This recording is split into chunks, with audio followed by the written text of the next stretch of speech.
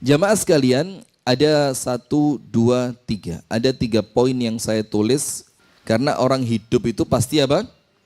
Berubah. Entah berubah secara usia, kedewasaan, kematangan, keilmuan, kekuatan, kesehatan itu pasti berubah. Dan salah satu dalil bahwa perubahan itu adalah sunnatullah. Artinya sunnatullah itu sesuatu yang tidak mungkin bisa dihindari. Itu adalah ayat yang setiap hari kita baca. Ihdinas siratal mustaqim. Jadi terus kita minta kepada Allah dengan semua perubahan yang ada ya Allah. Tetapkan aku di jalanmu yang lurus. Jadi apapun yang berubah dalam hidup kita, tetap kita itu menetapi kebenaran. Jadi mau dalam keadaan perubahan, dulu belum punya anak, sekarang punya anak.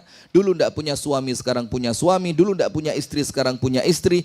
Dulu belum punya cucu, sekarang punya cucu. Jadi setiap perubahan dalam hidup itu, kita minta sama Allah di setiap level perubahannya, kita tetap di atas jalannya Allah Subhanahu wa ta'ala. Nah maka dikatakan oleh Syekh Salman Al-Auda, fakallahu asrah. Syekh Salman Auda itu mengatakan ketika kita mengucapkan ihdinas siratal mustaqim, tunjukilah kami ya Allah kepada jalanmu yang lurus, maka minimal yang kita masukkan ke dalam fikiran itu 2. Nomor 1, hidup pasti berubah. Nomor 2, tuntutannya ketika muncul perubahan, kita diminta oleh Allah tetap di jalannya Allah yang lurus. Nah, maka kita ini tidak mempermasalahkan perubahannya. Tapi yang kita permasalahkan adalah bagaimana kita menyikapi perubahan itu. Betul apa enggak ini? Jadi kalau berubahnya enggak mungkin dihindari. Tapi apa yang kita lakukan ketika kita berubah, istri kita berubah, anak kita berubah. Contoh. Punya anak masih kecil, baru lahir, senang banget. Setiap di tempat kerja itu kepikiran anak. Kalau sekarang bahkan diluk-diluk video call. Delok sih. Turu, ojo diganggu. Iya, ndelok tok gitu. Terus nanti si bapak pulang kerja, itu anak sek tas keturun, ibu sek ket. Bapak wis aduh, karo nurokno angel. Sek kate istirahat wis anake digugah mana? Coba ngerasain enggak itu? Belum? Sudah ngerasain? Ya apa kalau anak baru tidur sama suami dibangunin perasaan ya apa? Mentol dimasak aja ini ya suami itu kayak dirujak ini. Nah maka sekarang contoh yang paling kecil perubahan pada anak. Anak kita baru lahir, Masya Allah senengnya luar biasa. Sampai dalam Islam itu ada yang namanya syariat aqiqah. Aqiqah itu kan bentuk syukur kepada Allah setelah kita dikaruniai anak. Nah maka ketika anak kita masih kecil, ingat gak kita dulu pernah berdoa, Rabbana hab lana min azwajina wa dhurriyyatina qurrata a'yun waj'alna lil muttaqina imama. Ya Allah, jadikan keluargaku, anak dan istriku, keturunanku itu qurrata a'yun. Ngelegakno meripat, ngelegakno hati. Jadi setiap ketemu ceria, ketemu bahagia. Kalau kita jauh, kita kangen sama dia. Hati kalau ketemu sama anak, lega. Nah, tapi pernah enggak mikir? Ternyata qurrata a'yun yang kita dapatkan dari Allah melalui anak itu sedikit demi sedikit mulai menghilang. Anak kita kecil senang betul. Anak kita mulai isom bantah orang tuanya, wis mulai kroso apa? Loh, kok mulai ngelarani hati? Nanti lagi mereka SMP. Pulangnya telat, ditelepon tidak diangkat. Loh, mulai gregetan. Nanti lagi SMA, nanti lagi kuliah. Sampai puncaknya ketika mereka menikah, pilihannya tidak kita restui. Na'udzubillah min. Seakan-akan doa qurrata a'yun itu tiba-tiba hilang. Anak yang dulunya nyenengin pandangan mata, ngelegakno hati. Anak yang dulunya itu penghilang rasa capek dan penat kita. Sekarang malah nambahi masalah. Itu kan perubahan. Nah tapi ingat, perubahan itu tidak terjadi dengan sendirinya. Pasti ada faktor, ada sebab, ada pendorong. Kalau bahasa kerennya ada triggernya. Ngerti trigger? Apa? Trigger itu macan. Kalau macan apa? Oh tiger ya. Kalau trigger apa? Pemicu. Nah maka pasti ada, saya mau minum kok tidak jadi. Pasti ada pemicunya. Nah sekarang begini jamaah. Yang pertama, yang kita perlu fahami tentang perubahan dalam rumah tangga. Itu nomor satu dulu. Kita perlu tahu cara agar cinta dan kasih sayang di rumah tangga itu tidak pudar sampai kapanpun. Nanti insya Allah kalau saya dapat videonya, saya kirim ke Bu Vera, saya tidak punya. Saya kirim ke siapa lah nanti? Ke Pak Yunus. Nanti biar di-share di grup kajian rumah tangga ini. Ada seorang laki-laki, itu salah satu public figure di Arab. Dan dia itu terkenal sama istrinya luar biasa. Pas cinta-cintanya dia dengan istrinya, nas'alullah as-salamata wal afiyah, semoga Allah berikan kesehatan buat kita semua. Itu istrinya terserang stroke tiba-tiba.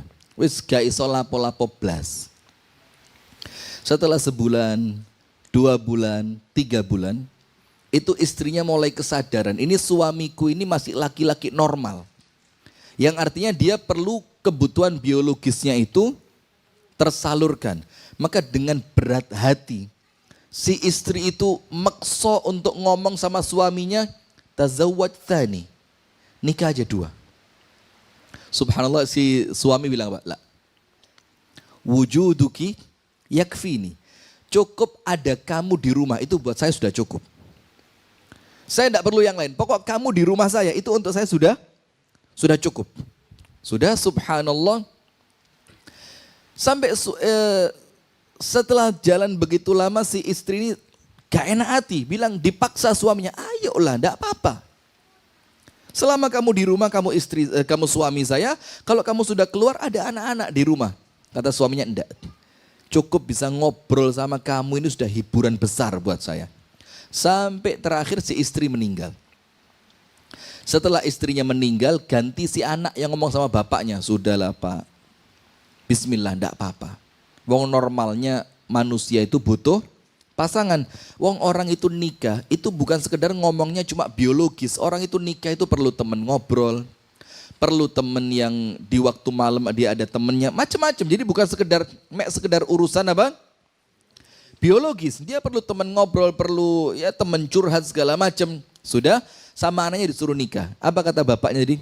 Nak, cukup saya mengingat kisah dengan ibumu saja, itu sudah mencukupi semua kebahagiaan hati saya. Sampai terakhir si suami ini, sampai dia meninggal, dia tidak pernah membayangkan ada perempuan lain dalam hidupnya. Ini cerita yang nanti kita kasih penyeimbangnya. Ya ini pembukaan dulu, sabar. Nanti kita kasih penyeimbang. Nah artinya di sini kita perlu tahu ini laki-laki bisa sehebat itu, tidak mungkin tanpa sebab. Nah maka disampaikan oleh Syekh Muhammad Amin Asy-Shinqiti, ini penulis kitab tafsir Adwaul Bayan. Orang dari Mauritania. Orang Mauritania haji ke Saudi Arabia sama Raja Saudi waktu itu masih Raja Abdullah itu tidak boleh pulang. Diminta untuk menetap di Madinah dan dijadikan pengajar Masjid Nabawi resmi. Akhirnya sampai meninggal di Madinah dia. Nah, Syekh Muhammad Amin Asy-Shinqiti ini nulis kitab tafsir judulnya Adwaul Bayan.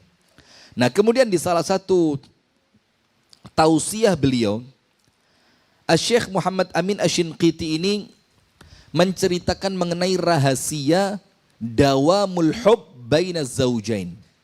Tetapnya rasa cinta antara suami dan istri. Sampai kapanpun cintanya tidak pudar. Walaupun orang sekarang ngomong pret. Tidak mungkin. Nah tapi tidak ada yang tidak mungkin. Nah maka kata beliau, untuk mendapatkan cinta yang langgeng dan selamanya, pasangan suami istri itu minimal harus punya 4 hal. Dan 4 hal ini adalah pondasi di dalam rumah tangga yang bahagia. Kalau hilang salah satunya, ini rumah tangga rusak sudah.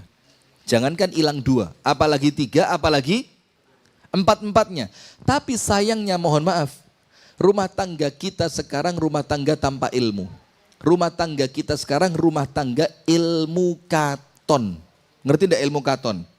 Bapakku biyen gak lulus SD, rabi mbek ibuku, anaknya akeh yo dadi kabeh. Coba.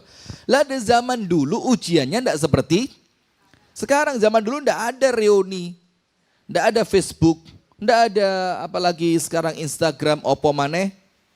Ini TikTok ini, la haula wala quwata illa billah. Nah, kalau ndak baik-baik kita menggunakannya ya terjerumus kita. Nah maka itulah yang menjadi pondasi rumah tangga yang bahagia, yang menjadikan rumah tangga itu penuh ilmu. Berapa hal? 4. Nomor 1, rumah tangga itu akan langgeng kebahagiaannya ketika dari awal niatannya benar. Jadi berumah tangga itu kalau niatannya benar, maka sampai kapanpun rumah tangga itu akan terjaga dengan baik. Niatannya apa? Benar. Maka dibilang oleh para ulama, an-niyah as-salihah. Kalau kita mau ngomong hadis, jelas semua. Innamal a'malu binniyat. Amalan itu tergantung apa? Niatnya. Dan seseorang itu akan Allah beri bayaran, ganjaran sesuai dengan apa yang dia niatkan. Maka di dunia ini kata Rasulullah, An-nas arba'atu aqsam. Manusia itu jenisnya 4. Nomor 1, orang yang kaya raya dan kekayaannya dihabiskan untuk taat kepada Allah. Kaya raya dan kekayaannya habis untuk apa? Taat. Itu orang pertama. Orang kedua, melarat, miskin minta ampun. Tapi dia punya niat, kalau saya kaya, saya akan habiskan uang saya seperti dia menghabiskan uangnya. Orang kaya yang soleh tadi. Maka kata Nabi Muhammad, 2 orang ini apa? Wahuma fil ajri sawa. 2 orang ini pahalanya sama. Yang satu betul-betul sodakoh ngentekno duwike digai ibadah. Yang satu cuma menang modal niat. Tapi karena niatnya dia jujur, maka Allah kasih pahala untuk dia seperti pahalanya orang kaya yang betul-betul sodakoh. Itu orang pertama dan orang kedua. Dua-duanya pahalanya sama. Orang ketiga siapa? Orang kaya. Tapi uangnya habis untuk maksiat. Sekarang judi online, slot, tahu slot? Jadi kalau kita mau keluar rumah jangan lupa di slot. Nah apa slot itu? Kunci lah judi slot. Ini ya Allah, judi slot ini na'udzubillah. Sudah ada di sini pelakunya? Uangnya ya teko nih. Yang mana orangnya? Oh, kopiah merah. Masya Allah. Nah sudah, maka artinya orang yang ketiga kaya raya tapi menghabiskan kekayaannya untuk maksiat. Itu orang ketiga. Orang keempat apa? Miskin. Tapi jerone ati punya niat, kalau saya kaya, saya kepingin seperti orang itu. Ngentekno duwike digawe maksiat. Party, karaoke, klub malam, narkoba, judi, mabuk, segala macam. Maka 2 orang terakhir ini celakanya apa? Kata Nabi Muhammad, wahuma fil wizri sawa. Wong loro iki dosane podo. Yang kesian yang mana? Yang nomor 4 ini. Gak melok ngerasa, no bondo niat, bondo kepingin tapi kena dosane. Kalau orang ketiga masih ya bilang lumayan lah, nikmati sik keroso. Walaupun dosane gede. Tapi yang keempat ini gak melok ngerasa no enake maksiat tapi dapat apa? Dosa. Ini faktor apa? Niat. Nah, maka dalam rumah tangga ini hadirin yang dirahmati oleh Allah, niatan awal dalam berumah tangga harus benar. Karena niat itu pondasi. Lek pondasi sudah tidak kuat, bangunan mesti rusak. Ada gempa bumi cuma 3 skala liter saja, itu sudah retak semua. Apalagi 4, 5, 6, tambah hancur itu rumah. Nah maka tapi kalau pondasinya kuat, mau ini gempa bumi besar, dia cuma gerek. Tapi setelah itu kokoh lagi. Kenapa? Pondasinya kuat. Dan pondasi dalam rumah tangga yang nomor 1 adalah niatan yang benar. Sekarang tulis, apa niatan yang benar itu? Minimal telu. Nomor 1, niatkan rumah tangga untuk ibadah. Rumah tangga untuk apa? Ibadat. Kalau orang meniatkan rumah tangganya untuk ibadah, mulai ijab qabul. Qabiltu nikahaha wa tazwijaha bil mahril mazkur. Saya terima nikahnya dan kawinnya dengan mahar yang telah disebut di atas. Mulai detik itu sampai nanti mereka berpisah, itu malaikat nulis pahala terus. Karena apa? Dia berumah tangga diniatkan untuk ibadah. Inna salati wa nusuki wa mahyaya wa mamati lillahi rabbil alamin. Sehingga bahagianya ibadah, sedihnya juga ibadah. Senangnya pahala, susahnya juga pahala. Sehingga ketika muncul sedikit masalah, diingetin, mas, ingat mas, rumah tangga kita niatnya ibadah kepada Allah. Itu niatan yang benar. Niatan yang kedua, menjalankan perintah Allah dan sunnah Nabi Muhammad. Nikah itu kan perintah Allah. Maka perintahnya apa? Fankihu ma taba lakum minan nisa'i mathna wa thulatha wa ruba'. Satunya mana kok enggak ada? Nikahi perempuan yang kamu suka 2, 3, 4. Jadi satu itu opsi terakhir. Jadi kalau awalnya nikah, saya mau teruskan kok susah ini. Jadi hukum awal pernikahan itu menurut Al-Imam Asy-Syafi'i itu al-aslu fin nikahi at-ta'addud. Hukum awal pernikahan itu 2. Nah tapi ingat, orang kalau mau 2, ingat ayat terakhirnya. Fa in khiftum alla ta'dilu. Tapi kalau kalian khawatir nanti nikah 2 tidak bisa berlaku adil, fawahidatan, maka cukup 1 saja. Nah, maka dengan itu jamaah, kalau kita mau menikah, niatkan, ya Allah, saya menikah ini ya Allah, nurut apa yang panjenengan perintahkan. Nah, kalau orang itu nuruti apa yang Allah inginkan, maka Allah senang. Kalau Allah senang, apapun masalahnya sama Allah pasti dibantu. Jadi niatan yang pertama apa? Niatkan untuk ibadah. Senangnya ibadah, susahnya ibadah. Bahagianya ibadah, sedihnya ibadah. Nomor 2, niatkan untuk menjalankan apa yang Allah perintah dan apa yang Rasul ajarkan. Karena pernikahan itu sunnah. Sampai ketika ada orang kepingin ibadah sampai dia tidak mau nikah karena khawatir kalau nikah waktunya berkurang untuk ibadah. Maka sama Rasulullah, jangan macam-macam. Saya ini kata Rasul, orang paling takwa kepada Allah di antara kalian. Tapi saya juga nikah. Saya juga nikah.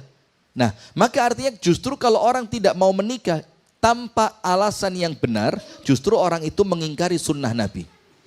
Nah, maka yang nomor 2, taat kepada Allah dan Rasulnya. Yang ketiga, ini tidak kalah pentingnya. Apa niatannya? Menghasilkan generasi yang mereka itu bakal menjadi hamba Allah pilihan. Karena kalau panjenengan tidak punya anak, nun sewu ini gambaran kasarnya. Maka akan datang suatu zaman di mana generasi yang menyembah Allah itu habis. Tapi kalau panjenengan menikah dengan harapan nanti saya akan punya anak, nanti anak saya akan menjadi hamba Allah, dia akan mengabdi kepada Allah, dia akan menguatkan syariatnya Allah, dia akan menjadi penopang agamanya Allah, maka jangankan betul-betul punya anak. Kalaupun Allah takdirkan tidak punya anak, niatnya sudah ditulis sama Allah. Maka kalau punya anak ini, saya pernah punya pengajian di Kediri, pengajian keluarga seperti ini. Jadi keluarga di rumahnya Ketua Kadin Kota Kediri. Itu dia undang teman-temannya. Jadi sampai lama-lama kita itu kayak dulur. Saking setiap Sabtu ketemu kajian keluarga, ketemu istrinya, ketemu anaknya, ketemu suaminya, macam-macam. Nah, salah satu yang saya bilang apa? Ini mohon maaf ya, ini kita ngomong apa adanya. Dan saya kalau ceramah enggak tahu sing tedeng aling-aling, lip sync, apa adanya saja. Banyak di antara mereka itu orang-orang kaya yang terlanjur anak itu wis kadung ucul. Itu bahasa kasarnya begitu, anak wis kadung ucul. Mau kepingin punya anak hafid Quran, melbu pondok, wis kadung telat. Anaknya sudah kuliah, sudah SMA, sudah tidak bisa diatur. Ono sing wis kenal pacaran, anak terlanjur suka clubbing segala macam. Saya bilang sama mereka, masih ada caranya supaya tidak ketinggalan fadilahnya punya anak yang solih itu. Bagaimana caranya? Ambil anaknya orang yang kurang mampu, sekolahkan di sekolahan yang terbaik, didik dengan pendidikan yang terbaik, cetak mereka menjadi hafidh Al-Quran, cetak mereka menjadi seorang alim di antara para ulama yang ada, maka Allah tidak akan zalim, pasti Anda pun keduman pahala nih. Keduman pahala nih. Apalagi kalau anak kita belum telat. Masih kecil, ya umur 2 tahun, 3 tahun, 4 tahun, di bawah 10 lah. Seiso dibentuk. Di bawah 10. Maka kalau Anda itu merasa orang tua sing kadung kasep gak iso ngaji, telat Ustadz, lidah saya ini kalau dipakai ngomong bot itu malah kecekluk. Gue akhirnya gak iso ngomong bot. Nanti malah gak iso ngomong. Ya sudah, kalau kamu merasa orang tua yang sudah terlanjur terlambat, paksa anakmu menjadi penyelamatmu. Bagaimana caranya? Anak saya harus hafidh Quran. Anak saya harus jadi anak yang soleh. Tapi diawali dari ikhtiar orang tua. Nah maka ini 3 niatan minimal untuk menjadikan rumah tangga kita tetap baik. Nomor 1, niatkan ibadah. Nomor 2, jadikan rumah tangga itu dalam rangka mentaati Allah dan Rasulnya. Nomor 3, supaya muncul generasi yang kelak mereka akan menjadi penyembah-penyembah Allah yang top-topan. Nah itu yang pertama, meluruskan niat. Yang kedua, caranya agar rumah tangga ini baik, ini penting jamaah. Taqwa. Maka saya kalau ngaji, kemudian di rumah jamaah itu ada sesuatu yang kurang baik untuk rumah tangga muslim, saya tidak segen ngingetin. Pernah suatu hari ngaji di Araya Malang, perumahan Araya. Tahu Araya ya, perumahan mentereng lah untuk zaman itu. Sekarang wis kalah dengan yang namanya apa Suhat itu. Mas Efri, perumahan apa di Suhat itu, pesawat? Lah, Suhat. Pokok sudah zaman dulu Araya itu paling top. Sekarang sudah banyak saingannya ya. Sudah ada satu rumah kita kajian itu jam dinding itu karena dia suka koleksi jam dinding. Itu sing larang-larang, sing tuwek-tuwek yang kayunya bagus, yang ukirannya itu sampai berjejer beberapa. Maka saya tidak segan setelah pengajian selesai saya ingetin, ini tidak baik. Kenapa tidak baik? Ini bisa masuk dalam koridor tabdzir, mubadzir, berlebihan. Karena dalam Islam itu yang dicari bukan senengnya hati tapi manfaatnya apa. Karena apa? Ini barang kalau sampai dilihat oleh anak-anak kita, oh ternyata bapak saya koleksinya ini, regane larang-larang KB, itu kebawa dalam jiwa anak. Nah maka saya ingetin, nah termasuk pada poin yang kedua ini setelah nomor 1 niat, nomor 2 apa? Idkhal at-taqwa fil buyut. Memasukkan ketakwaan ke dalam rumah tangga. Dan ini yang saya bilang berkali-kali, orang kalau sudah nikah wajib dewasa. Gak oleh sak karepe dewe. Kalau masih sak karepe dewe, kalau belum nikah minimal yang rugi dirinya sendiri. Tapi kalau belum dewasa mekso nikah, nanti korbannya istri, boleh jadi korbannya suami, dan yang parahnya kalau anaknya yang jadi korban. Dan itu kejadian di zaman Umar. Di zaman siapa? Umar. Ada anak kecil, katakanlah umurnya sudah mulai menginjak 12-13 tahun. Sama bapaknya minta ampun, diceluk itu gak sampai ngotot, gak datang dia. Dipanggil gak mau nurut. Diajak ngomong, nyentak-nyentak. Orang Surabaya paham nyentak ya? Apa nyentak itu? Oh ya, bak. Kayak listrik tegangan tinggi. Kayak anunya PLN tuh, logonya PLN. Luar biasa. Kalaupun dia diajak berbicara, bentak. Dipanggil tidak datang. Kalau disuruh, tidak pernah taat. Dilaporin sama bapaknya sama Umar. Ya Umar, tolong anak saya dihukum. Kenapa anak saya ini minta ampun, diceritain begini. Dipanggil si anak sama Sayyiduna Umar radhiyallahu an. Ketika dipanggil ditanya, nak bapakmu lapor, apa yang dia lapor? Katanya kamu begini. Anaknya bilang, Ustamin, yaitu saya. Nggak protes belas, ngaku, yaitu saya. Terus kata Umar, kalau begitu kamu nggak ngerti ini durhaka. Tunggu dulu Umar. Sebelum panjenengan menuduh saya durhaka, saya mau tanya dulu, Apa sih kewajiban orang tua yang itu haknya anak yang wajib dipenuhi? Ini loh Pak, Bu. Jadi kita ini punya anak, tanggung jawab. Dan tanggung jawab kita bukan cuma ngasih makan, minum, tempat tinggal, pakaian. Tapi tanggung jawab kita apa? Qu anfusakum wa ahlikum naro. Jadi kalau sampai anak kita ucul, waduh, na'udzubillah. Ucul dalam artian bahasa Jawanya itu mursal. Mursal itu nakale wis. Top. Itu ya tanggung jawabnya siapa? Orang tua. Maka si anak tadi sebelum dihukum sama Umar, dia tanya, apa sih kewajibannya orang tua yang wajib ditunaikan kepada anaknya? Umar bilang minimal 3. Nomor 1. An yakhtara lahu umman salihatan. Dipilihkan untuk seorang anak tadi, ibunya harus solihah. Kalau perempuan berarti harus mencarikan calon bapak yang soleh. Jadi tidak moro-moro ketemu wong di pinggir rembong, kenalan cocok rabi. Tidak bisa, apalagi carinya di CFD. Tidak bisa. Maka kata si anak tadi, apa yang pertama wahai Umar? Dipilihkan untuknya ibu yang baik. Anak itu ngomong apa? Maaf wahai Amirul Mukminin, saya tidak punya ibu yang baik. Loh, kaget Umar. Kok ada seorang anak tidak bangga kepada ibunya? Umar tanya, waman ummuk, ibumu siapa? Dibilang sama anak ini, ibu saya budak perempuan dibeli oleh bapak saya dengan harga murah. Ketika bapak saya sedang butuh perempuan, digauli di malam harinya dan lahirlah saya. Jadi tidak milih-milih, pokok ketemu wong wedok, pas aku butuh tak tuku, bengine tak gauli, ternyata hamil punya. Ya itu saya, dan ibu saya ini bukan siapa-siapa. Kata Umar, oh 1. Kamu tidak dapat hak kamu. Jadi tidak sembarangan ini. Jadi kan kalau dalam pepatah bahasa Indonesia itu apa? Buah jatuh tidak jauh dari pohonnya. Maka kita ini ketika nikah, nanti saya tanya, tapi kudu jujur loh ya, jujur. Tidak usah gaya tok ya, jujur. Kita ini kalau nikah, itu sudah harus kebayang, saya kalau nikah sama dia, nanti kalau punya anak, kira-kira anak saya seperti apa? Misalkan Anda kepingin punya anak jadi pemain bola. Nah, seperti Ustadz ini. Maka minimal Anda kalau nikah sama siapa?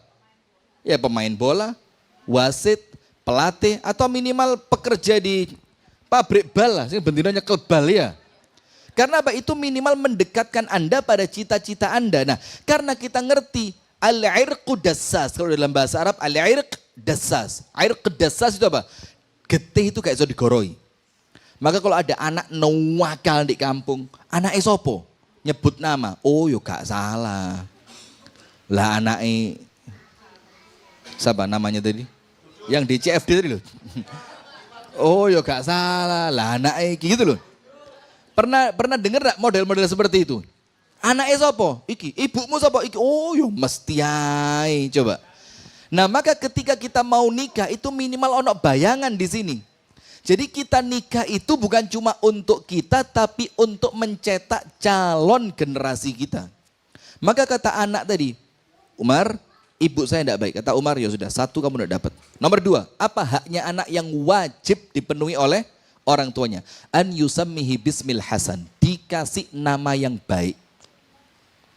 Maka kalau dalam Islam kita kan ngerti ya, nama itu mengandung doa. Karena setiap kita panggil dia, maka ada doa di sana. Misalkan kita panggil nama Ahmad. Ahmad itu kan yang terpuji. Ahmad itu minimal juruniati.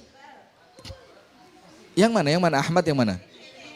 Masya Allah. Ini orang Arab bilang al-ism yadullu alal musamma. Nama sesuai dengan yang diberi nama. Yo ini Masya Allah. Terpuji ya.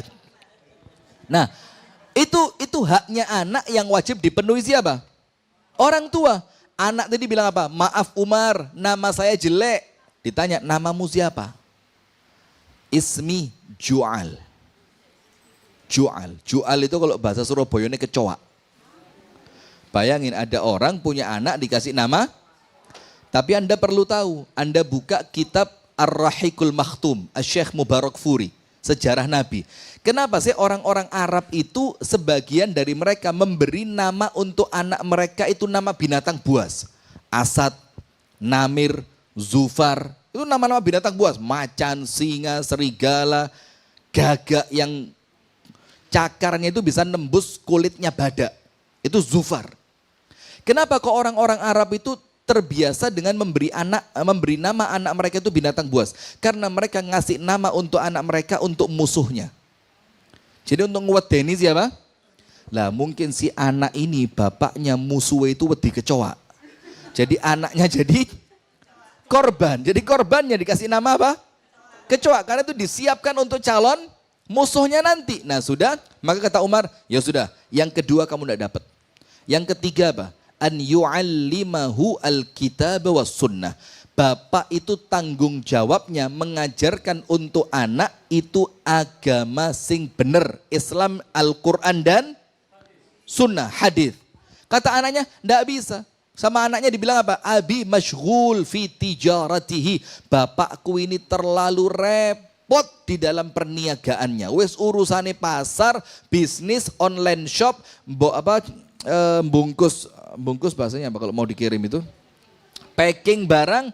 Sampai si anak ini tidak punya kesempatan untuk dididik Al-Quran dan As-Sunnah. Apa kata Umar? Nak, kamu pulang, durhaka ini bukan salahmu tapi salah bapakmu.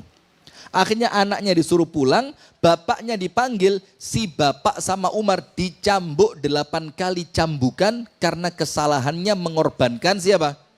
Anaknya. Nah itu loh takwa jadi. Maka orang nikah itu kudus dewasa. Dia meninggalkan kesenangan pribadinya untuk kesenangan bersama. Maka termasuk TV ini. Televisi seperti ini mohon maaf. Sekarang kan ada televisi itu 18 plus. Ada tulisan gitu kan? 13 plus. Ditulis di pojok kiri atau di atas ditulisi. Nah itu supaya ada bimbingan dari orang tua. Nah tapi terkadang kita harus relakan ini keluar dari rumah kita. Karena apa? Loh, lah terus hiburanku apa? Ini kalau zaman sekarang gak manfaat, gak tahu didelok zaman sekarang. Karena sekarang hiburannya itu apa? HP, bahkan televisi sekarang sudah connect dengan handphone, bisa ngelihat YouTube munculnya di layar TV. Zaman dulu ini satu-satunya hiburan ini. Kalau mau lihat gosip, yuk kisah seputar selebritis. Ada lagi insert, ada lagi silet. Mengupas berita artis setajam. Masih apal saya, Masya Allah. Ini mana korban silet ini? Hah? Artinya orang tua sudah mulai harus ngerti. Saya tinggalkan kesenangan saya untuk kebaikan anak saya.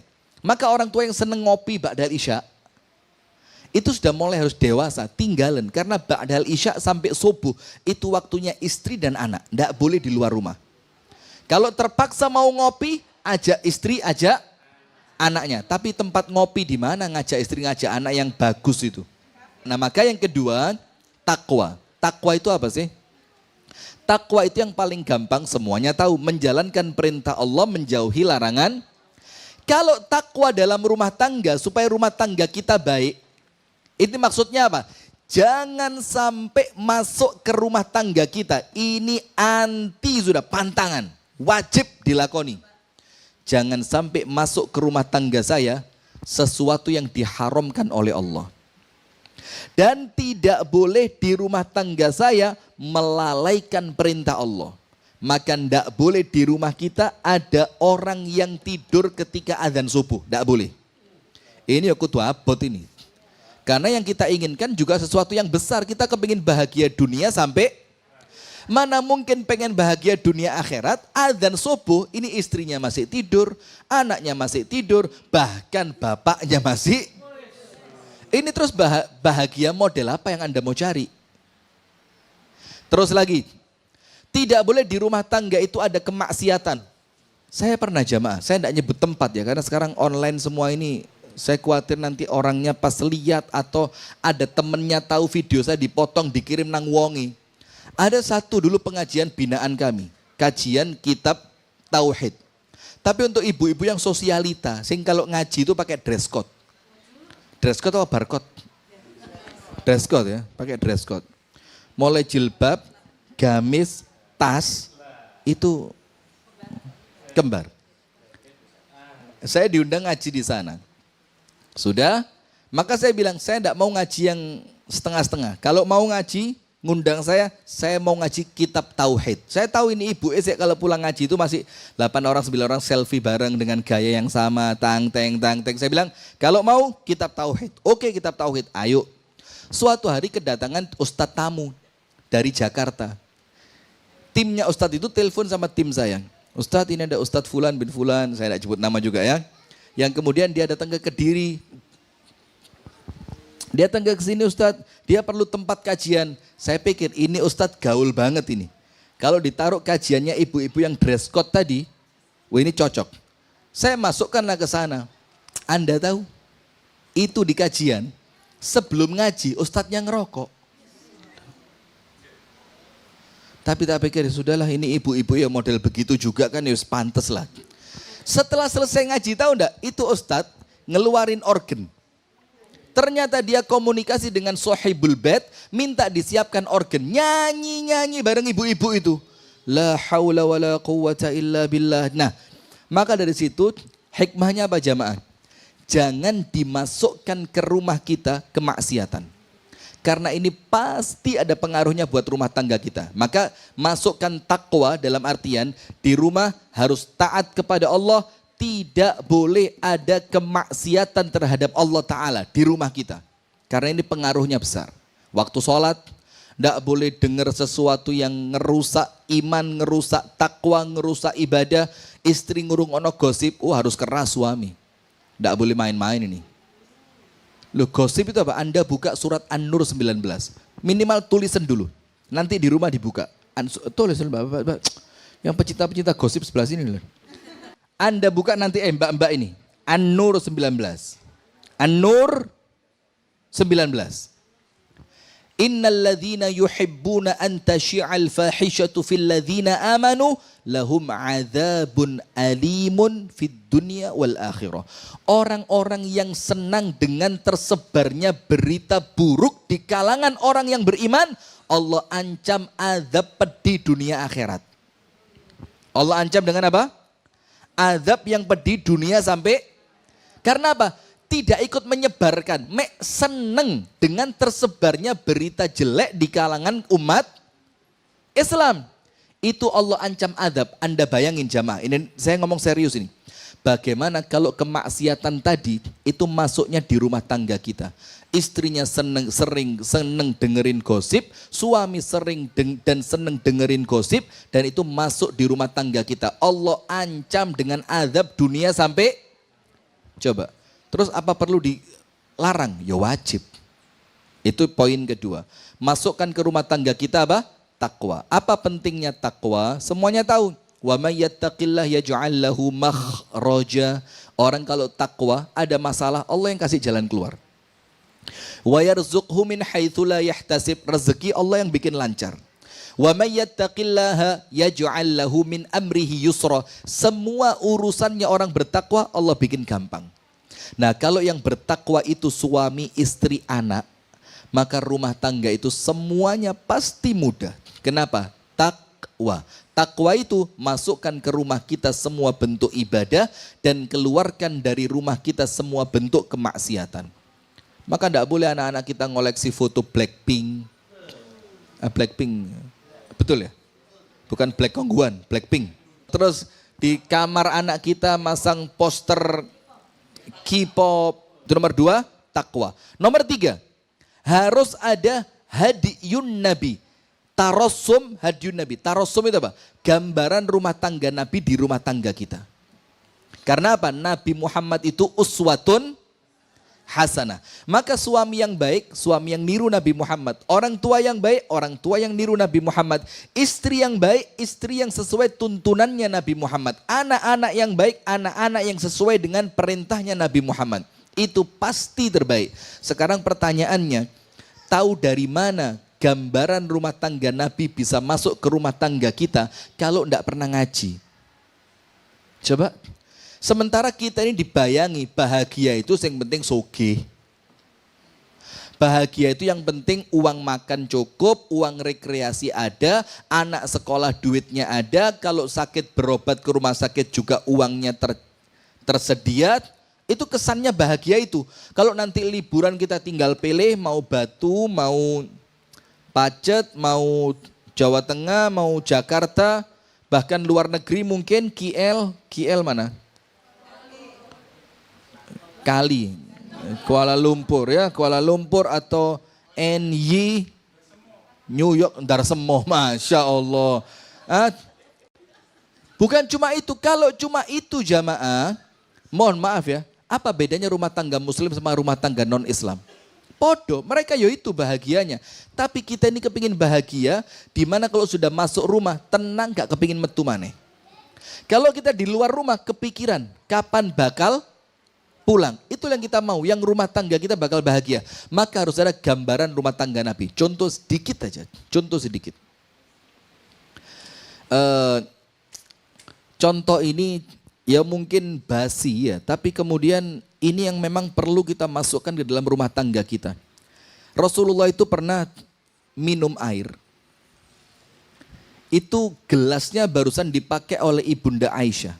Ini supaya ada gambaran rumah tangga Nabi. Kesannya lebay, jembek mas, aduh kok. Kemudian ketika Rasulullah ngelihat Ibunda Aisyah habis minum, itu sama Rasulullah gelasnya diangkat. Ini saya lanjutkan aja ya. Terus Rasulullah padahal ya tahu bibirnya Ibunda Aisyah di sebelah sini. Tapi kalau langsung diminum di sebelah sini, Ibunda Aisyah tidak tahu bahwa Rasul nyari bekas bibirnya. Maka diputar sama Rasul.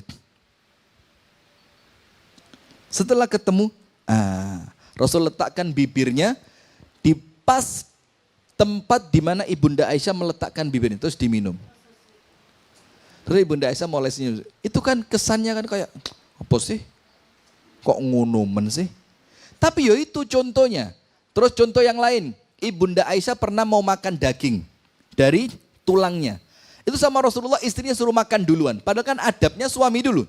Tapi Rasul enggak, kamu makan duluan. Digigit sama Ibunda Aisyah. Kemudian Rasulullah meletakkan gigitannya pas di tempat gigitannya Ibunda Aisyah. Dan itu kemudian ditambahi kalimat-kalimat yang rodok lebay didik lah. Karena rumah tangga kalau nggak ada lebaynya kayak kurang asik. Ini tadi awalnya ndak enak loh. Setelah saya paskan bibir saya di tempat bibir kamu, itu rasanya langsung enak. Coba. Maka itulah gambaran rumah tangga Nabi. Tapi ingat bukan cuma itu. Tapi gambaran rumah tangga Nabi itu ada gambaran ibadah bareng. Rasulullah bangun tahajudnya jam berapa? Menjelang tengah malam. Nisfahu awin qusbinhu qalila auzid alaihi warattilil qur'ana tartila. Separuh malam, kadang-kadang sebelum separuh malam, kadang-kadang lebih sedikit. Dan Rasulullah tidak membangunkan istrinya di jam itu ndak. Rasulullah ibadah panjang sampai kira-kira azan subuh kurang setengah jam. Baru Rasulullah bangunkan istrinya. Ayo Aisyah bangun, ayo Ummu Salamah bangun, ayo Zainab bangun, ayo ini bangun. Bangunin semua. Kenapa begitu? Karena Rasul pengen mereka itu semuanya hidup dalam ketaatan kepada Allah. Nah itu harus ada, suami membangunkan siapa? Istri. Tahu kan hadisnya? Hadisnya begini, artinya aja langsung biar cepat. Kita mau mempersingkat waktu. Allah merahmati seorang laki-laki. Ayo Bu, dengerin Bu. Jadi nanti kalau Anda dibegitukan sama suami, ojo ngamuk. Allah merahmati seorang suami yang dia bangun di waktu malam. Kemudian dia sholat. Sholatnya tahajud kan karena malam. Kemudian setelah dia selesai beberapa rakaat, dia bangunkan istrinya. Dek, ayo dek bangun dek. Waktunya ibadah kepada Allah dek. Ini zaman fitnah dek. Ayo kita ibadah biar Allah selamatkan rumah tangga kita dari fitnah. Atau dengan kalimat-kalimat yang semacam itu. Kalau istrinya tidak mau bangun, diapain? Kerucuk. Ambil air dikit, dipercikkan air. Lalu dibangunkan. Kemudian mereka bangun berdua dan sholat berdua. Ini rumah tangga yang Allah rahmati. Itu gambaran rumah tangganya Nabi. Ojo mek sekedar makannya di lantai, habis minum dicari bekas bibir istrinya, lek garing mek ngono tok. Kita mau ada yang ibadahnya gitu loh. Nah, kemudian sebaliknya Allah merahmati seorang perempuan yang dia bangun di waktu malam kemudian sholat. Dan kemudian dia bangunkan suaminya. Kalau suaminya enggan bangun, dipercikkan air ke wajahnya, kemudian mereka sholat Lah ini loh jamaah. Ini yang kita kepingin betul-betul praktek melbu dalam rumah. Ini tarosum hadyu Nabi. Nomor 1 niat. Nomor 2 takwa. Nomor 3 gambaran rumah tangga Nabi yang masuk ke dalam rumah tangga kita. Yang terakhir, yang keempat. Apa yang keempat? Doa. Kita ini kadang-kadang wis lali sama doa. Kita ini doa hanya kalau pas kepepet dok. Wis kelihatan suami mulai genit-genit. Ya Allah. Drotos banyu moto nih. Suami saya mulai genit ya Allah. Jangan-jangan. Wis mulai wedi. Ini doanya kuat. Tapi kalau pas nyaman, tenang, damai, rumah tangga baik, rezeki lancar, kesehatan bagus, lupa berdoa. Paling dungo wis normal lah. Rabbana atina fid dunya amin. Tidak ada rasa. Loh, saya saja masuk ke rumahnya orang kaya, mau minta bantuan, toto kromo pak. Ngomong itu kok jeruni hati, ngeregani. Loh kita doa sama Allah. Al-Fatihah. Katanya, jangankan Allah Ta'ala, malaikatnya nyelentik. Kurang ajar. Gak ada ngomong Gusti Allah. Diselentik ini doanya tidak diangkat, dibuang sama malaikat. Nah, padahal rumah tangga kita itu akan baik kalau yang keempat ada unsur doa. Sayangnya, ini doa saja kita tidak ngerti bagaimana caranya, doanya apa, seperti apa adabnya, tidak ngerti. Bahkan doa suami istri kita tidak ngerti. Ayo mau dites satu-satu, coba mic. Langsung redek apa ini? Sudah, enggak usah. Guyon mas, serius, enggak usah. Ini doa hubungan suami istri saja, yang itu pengaruhnya besar, kadang-kadang kita enggak ngerti. Bismillahi, Allahumma barik lana fima razaqtana. Ini kan mau makan istri. Nah, doanya bismillah Allahumma jannibna syaitan wa jannibi syaitana ma razaqtana. Ya Allah, jauhkan kami dari setan dan jauhkan calon anak kami dari gangguan. Anda tahu keutamaannya apa? Kalau Allah takdirkan malam itu Allah karuniakan anak buat dia, maka itu anak dijamin tidak akan diganggu setan sampai meninggal dunia. Coba, penting apa enggak? Tapi sayangnya kita enggak hafal. Doanya Allahumma nikmat. Nek setannya yo katut masuk ke sana, bisi, nyampuri segala macam, rusak anak kita. Atau doa-doa yang lain. Dan doa ini jamaah, Rasulullah bersabda, ta'arraf ilallahi firraha ya'rifka fisyiddat. Kenali Allah di waktu senengmu, maka Allah akan kenal menolongmu di waktu susahmu. Berarti kalau mau doanya di waktu sempit cepat terkabul, di waktu seneng harus banyak apa? Doa. Nabi Yunus tahu? Nabi Yunus dimakan ikan apa? Paus. Ketika Nabi Yunus dimakan ikan paus, masuk ke dalam laut yang paling bawah. Untuk paus itu, bahasanya apa ya? Mengendapkan yang dimakan sampai hancur, kemudian dia naik lagi ke atas. Itu disebutkan dalam Al-Quran, fi dhulumatin thalath. Nabi Yunus itu dilapis 3 kegelapan. Gelapnya malam, gelapnya dasar laut, gelapnya perut ikan paus. Tapi Nabi Yunus berdoa apa? La ilaha illa anta subhanaka inni kuntu. Hafal semua enggak? Itu doa terbaik. La ilaha illa anta, tidak ada yang berhak diibadai kecuali engkau ya Allah. Tauhid. Subhanaka, maha suci engkau ya Allah. Pujian kepada Allah. Inni kuntu minadh dhalimin, saya termasuk orang yang zalim, ngaku kakean dosa. Maka ketika Nabi Yusuf ngomong itu, Anda tahu malaikat di langit gempar. Dibilang apa? Ya Rab, sautun ma'ruf min makanin gharib. Ya Allah, ini suara kami kenal ya Allah. Ini suara sing biasanya wiritan ini. Tapi tempatnya kok aneh ya Allah. Dicari, keliling enggak ketemu. Allah perintahkan cari ke laut. Masuk ke laut, ketemu. Ternyata suaranya siapa? Nabi Yunus. Apa masalahnya kok Nabi Yunus itu di dalam perutnya paus, di dalam laut kerungu suara nih. Apa Allah firmankan? Falaula annahu kana minal musabbihin lalabitha fi batnihi ila yaumi yub'atsun. Kalau sebelum hari ini, artinya biyen-biyene, Dulunya Yunus ini tidak termasuk orang yang gemar bertasbih, akan tetap di perutnya ikan paus sampai kiamat. Berarti yang menyelamatkan bukan doanya saat itu, tapi keadaannya Nabi Yunus sebelum ditimpa masalah. Jadi kalau sebelum ditimpa masalah kudu akeh doa. Ya Allah, jauhkan rumah tanggaku dari fitnah. Ya Allah, kuatkan hati suamiku. Ya Allah, ridhokan hati istriku. Ya Allah, jadikan kami keluarga yang sakinah, mawaddah, warahmah. Ya Allah, jagakan anak-anakku. Ya Allah, solehkan mereka. Ya Allah, berkahi mereka. Terus doa. Pas ono masalah, Allah kenal. Kenapa? Karena waktu senang kita kenal sama Allah, waktu kita sedih kita dikenali oleh Allah. Dan ada satu ini cerita tentang doa luar biasa. Anda pernah dengar cerita perempuan di zaman Nabi Musa mandul enggak? Jadi perempuan mandul di zaman Nabi, pernah dengar? Ini ada perempuan di zaman Nabi Musa mandul. Nikah sama lebih dari beberapa orang laki-laki. Ada di cerita 4, 5, 6, 7. Nikah 7 kali. Tapi tetap si laki-laki itu menceraikan perempuan ini karena perempuan ini tidak bisa punya anak. Ganti suami tetap tidak punya anak. Si suami, mantan suami nikah ternyata punya anak. Berarti yang mandul si perempuan itu. Suatu hari si perempuan ini datang sama Nabi Musa. Dia bilang apa? Nabi Musa, engkau seorang nabi yang bisa langsung ngomong sama Allah Ta'ala. Tolong saya didoakan Musa. Apa mintamu? Mintakan kepada Allah supaya Allah karuniakan saya keturunan. Sudah, Nabi Musa doa sama Allah. Singkat cerita, sama Allah dijawab. Apa jawabannya? La ya Musa, ndak bisa Musa. Loh, kenapa tidak bisa? Inni katabtu annaha aqim. Saya, kata Allah, telah mencatatkan perempuan ini di lauhil mahfuz bahwa dia mandul sampai mati. Coba, ini yang ngomong siapa? Nabi Musa langsung dapat berita dari Allah. Sudah diberitahu perempuan tadi, Bu, tidak bisa. Allah tulis Anda mandul sampai mati.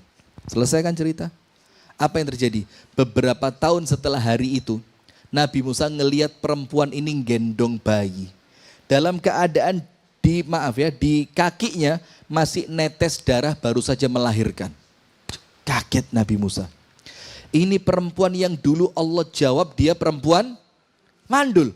Kok sekarang dia punya anak? Tanya sama Allah Ta'ala, ya Rabb, perempuan yang beberapa tahun lalu saya minta kepadamu agar engkau karuniakan anak kepadanya dan engkau jawab tidak bisa karena mandul sampai mati.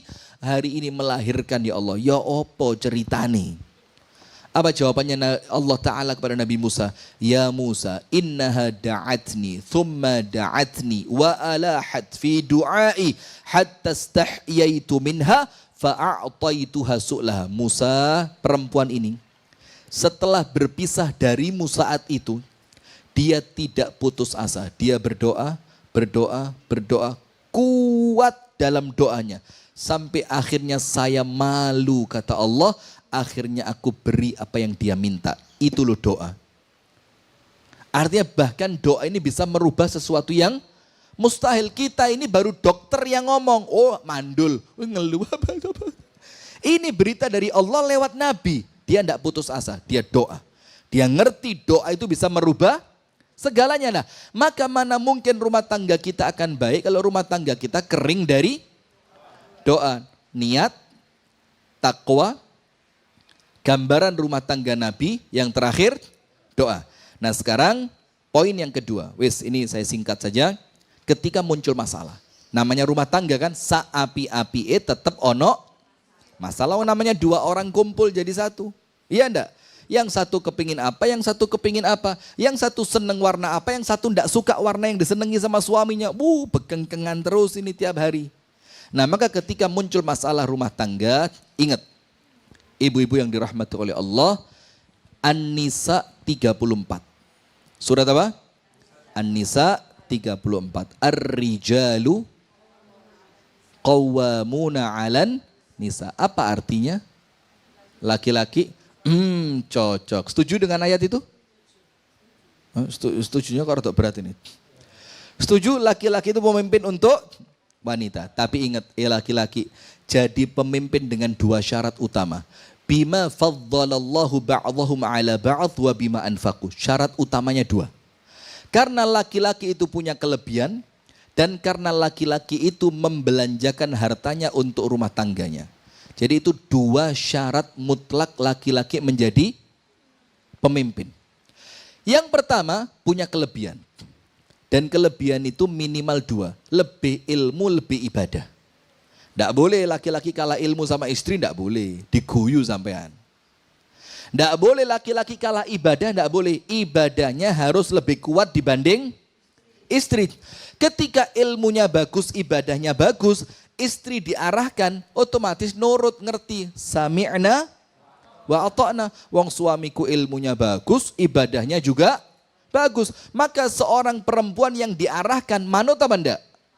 Nurut. Karena dia ngakoni, oh iki apik.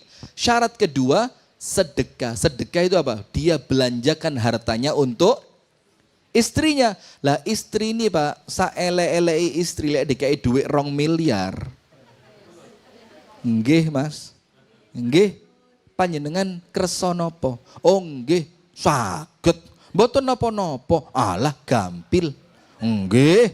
Mboten napa-napa. Estu mboten napa-napa. Uangnya berapa?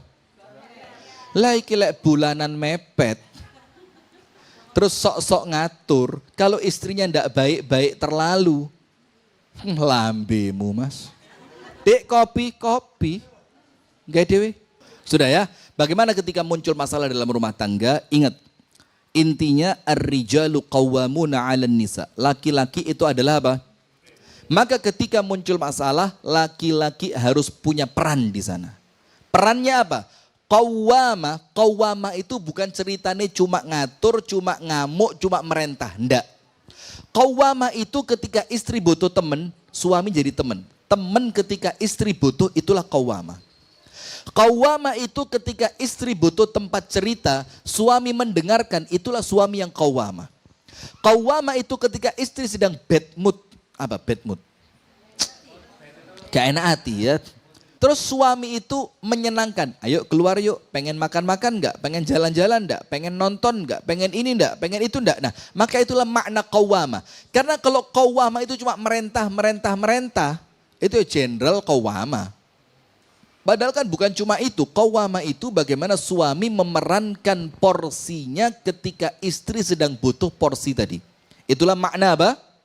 Qawwama. Nah, sekarang bima faddalallahu ba'dahum 'ala ba'd wa bima anfaqu. Setelah laki-laki itu qawwama, munculnya apa? Laki-laki dengerin.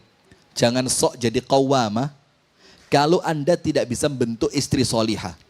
Karena kalau suami qawwama, pasti Anda cek nanti ayatnya. An-Nisa 34. Langsung muncul fassalihatu. Kalau laki-lakinya qawwama, munculnya apa? Perempuan-perempuan yang solihah. Berarti ketika rumah tangga muncul masalah, mohon maaf, tidak ada yang berhak disalahkan kecuali suami. Sabar, nanti ada porsinya, sabar, ada nanti. Tidak ada yang paling bertanggung jawab kecuali siapa? Suami. Nah, dalam artian bukan untuk menyalahkan. Tapi apa ibu-ibu sekalian, untuk suami introspeksi, kenapa masalah ini sampai muncul? Karena apa? Suami itu nahkodanya rumah tangga. Kalau dia salah mengarahkan, semuanya celaka. Kalau dia mengarahkan dengan benar, semuanya selamat. Nah berarti poin pertama kalau rumah tangga ada masalah, suami harus apa? Introspeksi. Entah ibadahnya, atau akhlaknya, atau muamalahnya, atau pasti ada sesuatu yang salah dari suami. Yang kedua, ketika muncul masalah, ini kita tidak ngomong menyelesaikannya dulu, ini kita ngomong porsinya dulu ya. Suami pemimpin harus pegang kendali. Nomor 2, posisinya istri apa? Taat. Jadi kalau sudah muncul masalah dalam rumah tangga, istri jangan sok ngatur. Berikan porsi kepada suami untuk ngatur dulu. Anda posisinya apa? Nurut dulu. Taat itu bukan berarti meneng. Ketika suami minta masukan, maka taat itu beri masukan. Ketika suami minta waktu, maka taat itu berikan waktu kepada suami. Ketika suami minta bilang, wes kamu diam dulu. Maka saat itu taat sama suami Anda harus apa?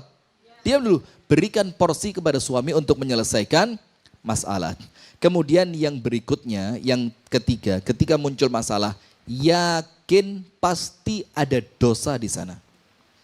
Rasulullah Shallallahu Alaihi Wasallam bersabda, tidaklah ada dua orang yang saling mencintai, terus tiba-tiba mereka berpisah. Padahal sebelumnya apa? Saling mencintai. Baik, tidak ada masalah. Ternyata tiba-tiba mereka pisah. Illa bidzambin ahdatsahuma au ahaduhuma. Kecuali karena dosa yang dilakukan oleh keduanya atau salah satu dari keduanya.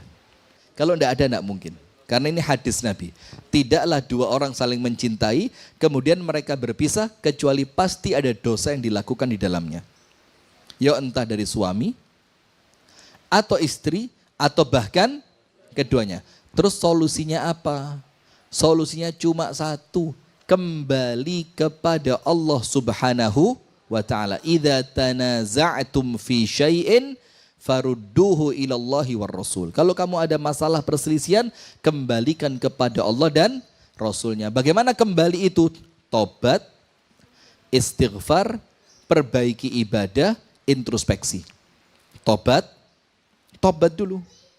Ya Allah, tobat ya Allah, mungkin banyak dosa yang menjadikan rumah tangga ruh. Yang kedua, istighfar. Terus jangan berhenti, astagfirullah. Kenapa?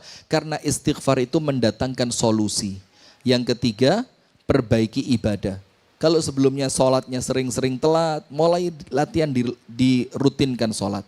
Kalau yang laki-laki biasa jauh dari masjid, coba mulai istiqomah, akrabkan diri dengan masjid. Kalau biasa tidak pernah baca Al-Quran, coba sesekali Al-Qurannya mulai nanti insya Allah dapat pencerahan. Dan yang keempat, introspeksi. Coba sambil dipikir, apa sebabnya kok masalah ini tiba-tiba muncul. Sekarang poin terakhir penutup, ketika pasangan itu berubah. Nah, ketika pasangan itu berubah, maka ada dua hal. Nomor satu, wala tansawu al-fadla bainakum. Jangan lupakan kebaikan pasangan. Sekarang lihat, masalah itu muncul kan terakhir-terakhir ini aja kan? Sebelumnya apa? Sebelumnya cinta, baik, saling menghargai, saling mencintai, saling menutupi, saling menyokong. Terakhir-terakhir muncul masalah. Kenapa? Kebaikan di awal itu koyo hilang kabeh.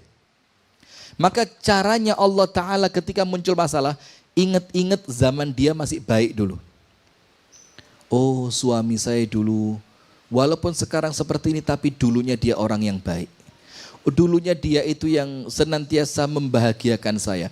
Oh, dulunya dia itu yang senantiasa memberikan ini itu kepada saya. Oh, dia sama anak-anak tidak pernah lalai. Dia sama anak-anak tanggung jawabnya luar biasa. Kalau suami kepada istri, oh istriku itu walaupun sekarang mungkin tidak secantik dulu.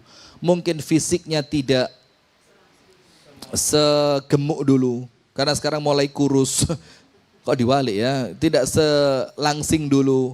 Tapi apa? Tapi zaman dulu saya sudah menikmati semuanya dari dia. Dia cukup sabar ngelayani saya, dia cukup sabar dengan kerasnya hati saya. Jadi jangan lupakan kebaikannya, karena mengingat kebaikan itu bisa jadi menutupi kesalahan. Jadi sing diiling ojo apa? Ojo elek tok. Kemudian Allah ajarkan di dalam Al-Quran surat An-Nisa 19. Tulis An-Nisa 19. Allah berfirman, wa'ashiruhunna bil ma'ruf. Pergauli istri kalian dengan cara yang ma'ruf. Ma'ruf itu standarnya berbeda. Ya pokok ma'ruf sesuai standar yang memang itu diinginkan oleh pasangan. Fa'in karihtumuhunna, kalau kalian benci kepada mereka, apa solusinya? Fa'asa an takrahu syai'an wa yaj'alallahu fihi khairan katsira. Boleh jadi dari istri yang kamu benci tadi, ternyata dia mendatangkan keberkahan, kebaikan yang sangat luar biasa. Apa kata Abdullah bin Abbas? Kalau suami sabar atas kekurangan istri, dan istri sabar atas kekurangan suami, Allah gantikan kekurangan itu, Allah gantikan dari kesabaran tadi dengan anak soleh yang akan membahagiakan mereka berdua. Jadi ijolnya apa? Anak soleh. Jadi boleh jadi kalau Anda itu sabar, ya weslah sabar ya Allah, mungkin ini memang jalan hidup saya. Mungkin ini takdir yang Engkau tuliskan untuk saya. Ketika sabar, ikhlas, ridho, taat sama Allah, pasrah, tawakal, pokok wes sandar kepada Allah total, maka nanti lihat, Wong sabar itu lo gak suwe. Nanti setelah datang waktunya, Anda akan dikejutkan dengan surprise yang luar biasa dari Allah. Maka Rasulullah mengingatkan, la yafruku mu'minun mu'minatan. Tidak boleh suami membenci istri. Kenapa? Kalau dia benci satu sifatnya, dia akan dapati sifat-sifat lain yang dia cintai. Jadi ojo didelok eleke tok, tapi dicari apanya? Baiknya. Karena kalau nyari eleke gak ono ente. Barakallahu fikum. Jadi saya ringkas di siang hari ini. Nomor 1, bagaimana menjaga keharmonisan rumah tangga? Ada 4. Niat, takwa, gambaran rumah tangga Nabi, doa. Terus bagaimana ketika muncul masalah? Ingat, porsi terbesar ada di tangan suami. Berikan suami porsinya untuk menyelesaikan masalah. Porsinya istri apa? Taat. Kemudian yang ketiga, ingat, kalaupun ada masalah pasti ada dosa. Maka awali dengan tobat, istighfar, perbaiki ibadah, dan introspeksi. Ojo nyalah wong liya tapi berkaca ke dalam. Yang terakhir, kalau pasangan kita mulai berubah, Allah ingatkan 2. Jangan melupakan kebaikannya di masa lalu, sehingga yang diingat bukan cuma jeleknya tok. Dan yang kedua, jangan dibenci dan Anda disuruh sabar. Karena di balik kesabaran itu Allah sudah menyiapkan surprise yang luar biasa. Assalamualaikum Ustaz. Waalaikumsalam warahmatullahi wabarakatuh. Ustaz kok bawa ayam buat apa? Nah ini ada satu program yang inovatif sekarang. Wakaf 1 ekor ayam untuk memberi makan santri yatim piatu setiap harinya selama 1 tahun. Wah nggak mungkin lah Ustaz. Paling itu ayam dipotong, dimasak, dimakan 2-3 hari juga habis. Nah kan, gini ceritanya. Ayam ras petelur ini punya kemampuan bertelur sampai 300 butir dalam 1 tahun. Sehingga sama dengan hampir setiap hari kita bersedekah makanan kepada anak yatim tersebut. Luar biasa kan? Pahala sedekah setiap hari loh ini. Ayam ini akan dipelihara oleh santri-santri yatim piatu di sini. Sehingga sekaligus kita berkontribusi mendidik mereka untuk bertanggung jawab, melatih hidup mandiri, dan sekaligus memberikan kasih sayang kepada sesama makhluk Allah. Mereka yang tidak mendapat kasih sayang orang tuanya juga berhak mendapatkan kesempatan hidup yang setara dan bahagia. Wakaf seekor ayam insya Allah menjadikan pahala berkembang luar biasa. Dan kita berkesempatan memberi makan kepada santri yatim piatu selama 1 tahun dan akan mendapatkan kesempatan tinggal di surga bersama Rasulullah SAW. Sebagaimana beliau SAW bersabda, Ana wa kafilul yatim kahataini fil jannah. Aku dan orang yang mengasuh anak yatim akan seperti 2 jari ini kelak di surga. Maka ikuti program wakaf seekor ayam melalui nomor rekening di bawah ini. Barakallahu fikum.